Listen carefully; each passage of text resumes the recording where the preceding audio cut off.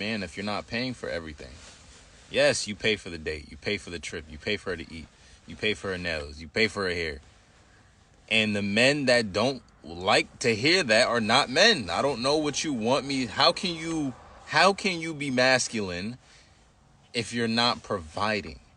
It's not about just paying for dates. It's not about just paying for food. It's about paying for everything. When you have it though, let me emphasize that. If you have it, if you do not have it, you should not be dating. You should be working on getting yourself right, getting your account right, everything, self-improvement, self-development, and just making sure you're good first. So when you have it, you can provide. I'm strictly talking to men that already have their shit together. You have your shit together. Yes, you should be paying for everything. Why would you ask her on a date and ask her to split the bill? Does that make sense to you? If she asks you to go somewhere, are you going to pay for it? No, because she asked you. It's vice versa. Yes, I strongly believe, if you're a man and if you have it, especially if it's your girlfriend, or don't even get me started on if it's your wife. If it's your wife, she should literally be just chilling. She should literally be chilling, not touching. Well, traditional, whatever a wife does, traditional, that's what she does. But like financially, no stress at all. No stress. And you as a man, provide. You can't call. So there's so many issues here. There's so many issues here. When you tie your masculinity to provision, and that is the only way you can be masculine, that's just a complete, misnomer. That's one of the big misnomers, and it's painful when you see, the younger generation sort of still caught in the same trap that we were caught in, right? And that's essentially what it is, right? You're caught in this cycle where you're thinking that your purpose in life is to make a woman's life easier, and that just can't be the thing. We wouldn't have the type of society we have today if people's sole purpose was to make someone else's life easier rather than to find their own purpose in life, whatever colors their world, whatever makes their world worth living. That should be our focus. That should be the passion that drives you forward. Yes, you should be able to provide and take care of your family, but that means different things at different stages in life, in different countries and different economies. Eh, Being able to lead and provide doesn't mean that you take on the totality of the financial load on yourself. Well, uh, before we do a deeper dive into this one, like, comment, subscribe, hit that notification bell so you don't miss new uploads. And again, I think this was a good video to decide, and trying to get it from like a man saying that, and I have a couple more videos of like that coming up. So we'll keep on going, and let's play this one back, and then we'll chop it up. Call yourself a man if you're not paying for everything. Yes, you pay for the date, you pay for the trip, you pay for her to eat, you pay for her nails, you pay for her hair. And the men that don't like to hear that are not men. I don't. So right there, right? This is a common type of argument style that we typically see, and it sort of cuts out the actual response. If you don't agree with me, if you don't agree with the words I'm saying, then you're here, some sort of shameful thing. Then you're not a man. If you don't agree with everything I'm saying, then you're not a man. That presupposes that anything that I have to say that counters this, you just want to say, well, you're not a man. This is a ridiculous style of arguing that actually is not conducive to actually having conversations. You don't want to hear another point of view. You don't want to be enlightened. You don't want to be challenged. You simply want someone to hear what you're saying and agree.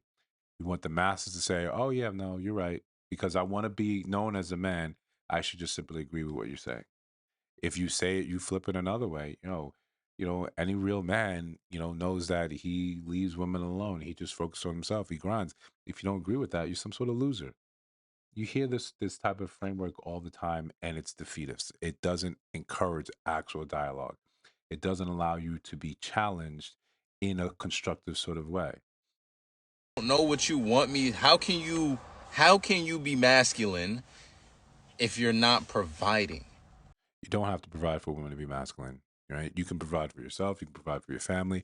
You can go out throughout your entire life and not have any type of interaction, no meaningful interaction with the opposite sex. You can still be masculine. We have to, and this is why one of the reasons I select the video.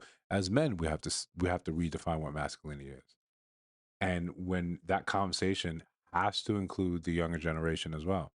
We simply can't teach them or have rules passed down and say, listen to this, do this, and things will be all right. No, it has to be a constructive, all inclusive sort of conversation where we have to confront a lot of these old ideologies that, we once held. And I think when older men hear this and see this, why it stings, why it's bothersome so much, because it's a good reminder when we were reminiscent of believing that very same thing. Life, time, and experience, sort of convinces us otherwise and corrects us of some of these wrong ideologies. So when we do come across it, when we see it fresh, regurgitated, it's bothersome, it's irksome. Right? This is again one of the reasons I selected this video when I first saw it. Hearing young boys talk about the same things that we were caught up in, right? Remixed and reflavored for today, right? Now it's provision. Right? Before back when I was growing up, it was about protection, right? Protection and not hitting a woman and stepping in the line for all sort of women, regardless of your relationship to them. So this is one of those things that I think in time we'll see change, right? Evolve. I think when we're seeing more of this conversation held by men, they're becoming more in the minority when they say things like this without the proper context. Yes, if you want to provide for a woman, absolutely. I'm not saying I'm gonna be clear, there's nothing wrong with that. Where we see where the error comes is like if I don't know you, if I don't know you, if I'm and I count me not knowing you as dating. I'm dating you to get to know you better. If I have no real relation to you, I have no connection to you, no responsibility, no authority, nothing back, no duty to you. Why am I making your life demonstrably easier? If that's the case, what's stopping you from having five, six, seven, eight other guys also making your life easier at the same time as they're trying to get to know you? There has to be some sort of relationship bias or value there before have this expectation of your masculinity kicking in to start doing these things. It's not about just paying for dates. It's not about just paying for food. It's about paying for everything. When you have it though, let me emphasize that. If you have it, if you do not have it, you should not be dating. You should be working on getting yourself right, getting your account right, everything. So by that same sort of logic step, if you don't have it, then you're not providing. So then you're not masculine. Is providing have to be that fulcrum, that linchpin that decides whether or not you are masculine? Is it becomes like this complete ridiculous notion, and the thought that you're just here to grind it out, create, get your bag up, and then find a woman to pour that all into. It, I think one of the things that bothers me so much of it, it reduces the value of a male life to almost just servitude. And I think that's something that is it's sad. It's it's not something that young men should aspire to. I know it sounds cool. It sounds like the bravado. It sounds like the right thing to do. It almost sounds like counterculture at this point. I want to be the one that I care about women. So this is what I'm supposed to do.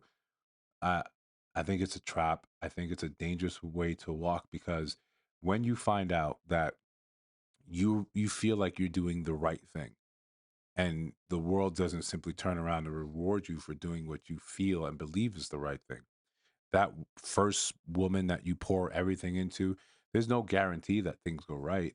That you because you poured into her early on, she doesn't have any obligation to you because you spent your money on her. That is the other side of this coin that's never really attached and spoken about.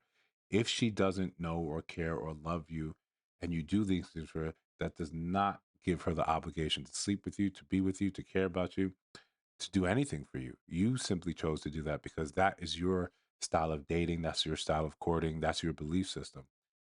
You just have to understand that it's an untenable thing where you're spending that much money on someone to get to know them. You sacrifice, and this is also what he's leaving out. In order for you to get the bag, It takes time. To get a legitimate bag, it takes time. To get legitimate money that allow you to spend in this sort of fashion takes time, takes decades. You're going to learn the relationship between money and time and labor and energy, and then realize that is what you simply decide to splurge on someone. I think if anyone gets it the right way, they realize that no, no, no, no, no. This is the most valuable thing I have. It feels like it's money because that real quick correlation, that almost one to one correlation between money and time. But that time is what you're giving away. That time is what you're mindlessly sending out and saying, okay, this is worthless to me. I'll splurge on you because I really don't understand its value. Hopefully by the time in the 10 to 15 years it takes you to accumulate real wealth, or at least the mechanisms of real wealth, you realize I can't give this away cheaply. This is the most important thing, that and my attention. This is the most important thing that I have to give away, that I can give. I can't give it away cheaply. It has to be someone that's worthy of it. You find someone that's worthy of that, then you do that. Then if you're so moved to, then you do that. Never before. Just your life cannot be dictated by I got to find someone to do this for. It's a sad existence. That's my opinion. If you think I'm wrong, let me know in the comments. And if you see videos on your screen right now, go ahead, take a look and let me know your thoughts on those as well. And of course, if you listen to the sound of my voice, you have not subscribed. Come on, subscribe and then let me know why. Right? I'll see you guys in the next one.